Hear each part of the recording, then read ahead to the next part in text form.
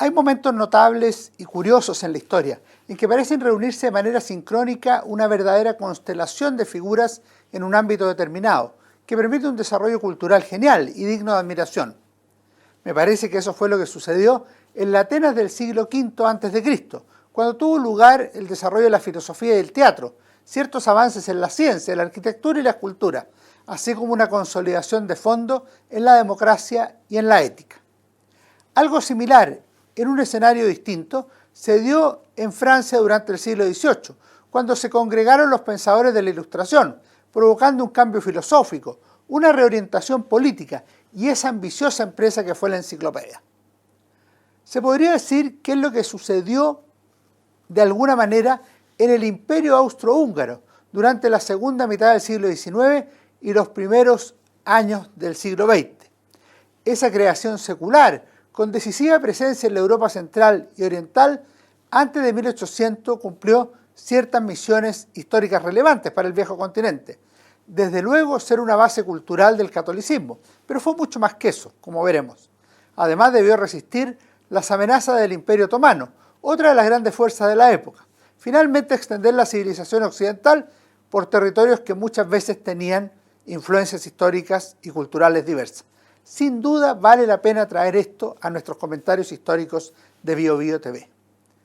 Una revisión del mapa imperial permitía apreciar una impresionante extensión a través de Europa, pues incluía territorios tan distintos como los de Austria y Hungría, Checoslovaquia y Polonia, Rumania, el reino de los serbios, croatas y eslovenos, además de algún territorio italiano.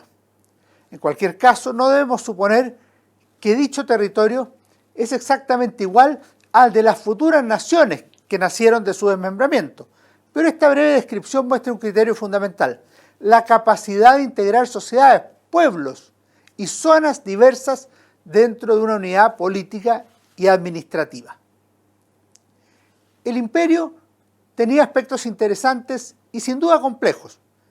Si seguimos el estudio de William Johnston en su complejo y notable libro El genio austrohúngaro, historia social e intelectual, 1848-1938, publicado por KRK el 2009, el imperio tuvo tres claves.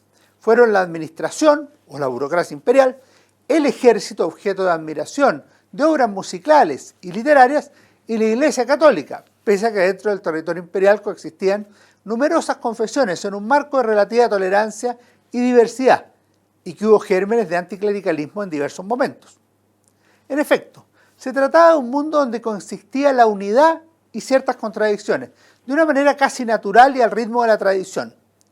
Por lo mismo, al interior de sus fronteras coexistían el catolicismo oficial y relevante en muchos aspectos, en la educación por ejemplo, pero donde otras confesiones se expresaban y desarrollaban con relativa libertad: el judaísmo, el protestantismo, los musulmanes y por cierto los no creyentes. Además existía unidad política y administrativa, pero en un contexto en el cual surgían los nacionalismos, expresados en la cultura, en la lengua y en otras dimensiones de la vida. Sin duda, era una sociedad aristocrática, donde un grupo de personas ostentaban el prestigio social y el poder político, además de otras prebendas y derechos que otros no gozaban. No obstante, permitía también el desarrollo intelectual y social de gente capaz, que veía en las universidades o en su trabajo la posibilidad de surgir y destacar en la vida. Por otra parte, se trataba de una sociedad en la cual coexistía la innovación y la vitalidad intelectual, que se combinó después con la ruina económica en lo que se ha descrito como el crepúsculo vienés. Vale la pena mencionar dos temas más.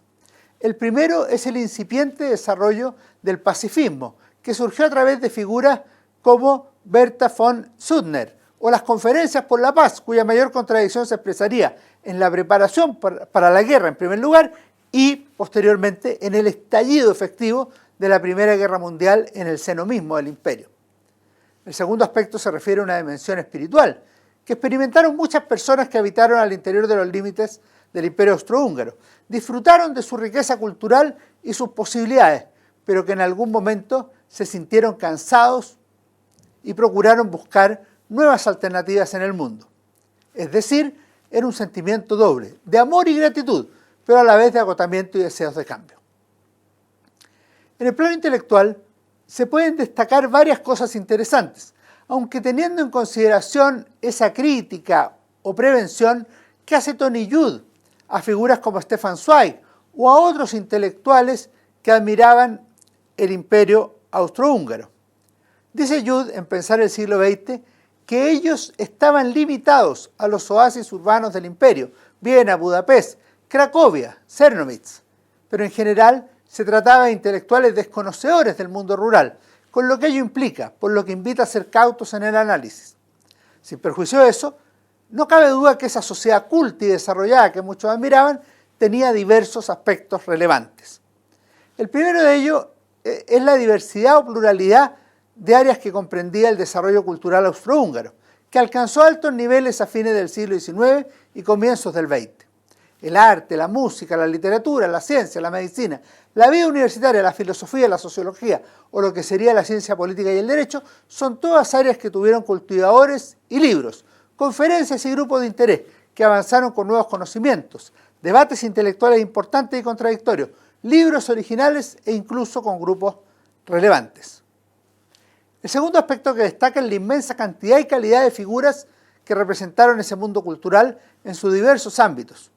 Hubo algunas figuras preeminentes y que tendrían larga influencia. Sin agotarlas, por supuesto, podemos mencionar a Sigmund Freud en la psicología, Hans Kelsen en la teoría del derecho, Johann Strauss padre y Johann Strauss hijo, ambos en la música, el primer autor de la marcha Radetzky de 1848, que dio origen a un libro con el mismo título, del gran escritor Joseph Roth, y el segundo Strauss fue el creador del Danubio Azul.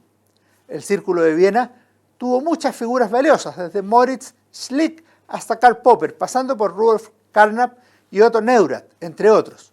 Numerosos escritores y pensadores se agregan a los ya mencionados, von Hofmannsthal, Robert Musil, Stefan Zweig y tantos más. La tercera idea es la relevancia del mundo intelectual judío en la vida cultural del imperio. Numerosos escritores, científicos, pensadores y músicos eran de origen judío, en una cultura que vio desarrollarse tanto el antisemitismo como el sionismo dentro de los límites del imperio. Así lo resume el propio Johnston. Ningún otro grupo étnico produjo tantos pensadores de tamaña originalidad y trascendencia, teóricos como Freud, Husserl, Kelsen, Wittgenstein, Mahler, por no hablar de escritores como Schnitzler, Krauss, Bloch o Roth. Además de estos genios creativos, fueron de origen judío un gran número de pensadores productivos en todos los campos, con la excepción de la etnología, dice el autor del Genio austrohúngaro. Por cierto, esto no excluye que hubiera pensadores o figuras relevantes de otras religiones, etnias o grupos dentro de la sociedad. Finalmente, no podemos dejar de mencionar ciertos elementos clásicos, en tanto perduran en el tiempo y siguen teniendo relevancia cultural hasta hoy. Numerosas construcciones resistieron el paso del tiempo, al igual que algunas obras artísticas, literarias y musicales que quedaron para la posteridad, que tuvieron expresión en el cine y en la filosofía y de las cuales se puede disfrutar hasta el presente y seguramente se seguirá haciendo durante mucho tiempo. El mundo del imperio austrohúngaro, la cultura de Viena en su época, pero también de Budapest y de otras ciudades, era la representación de la seguridad para quienes tuvieron la posibilidad de disfrutarlo, crecer en su interior, gozar de sus bienes. Lo resume muy bien, aunque de manera triste y terminal, el escritor Stefan Zweig, en su notable libro El mundo de ayer, en un capítulo titulado precisamente El mundo de la seguridad. Si busco una fórmula práctica para definir la época de antes de la Primera Guerra Mundial, la época en que crecí y me crié, confío en haber encontrado la más concisa al decir que fue la edad de oro de la seguridad. Todo en nuestra monarquía austríaca casi milenaria parecía sentarse sobre el fundamento de la duración y el propio Estado parecía la garantía suprema de esa estabilidad. Sin embargo, como sabía Zweig cuando escribió y publicó esta obra, El mundo de la seguridad de siglos, ese mundo de tan riquísima cultura de comienzo del siglo XX estaba llegando a su fin y sería sacudido por la Primera Guerra Mundial. Que estén muy bien, nos vemos en nuestro próximo programa.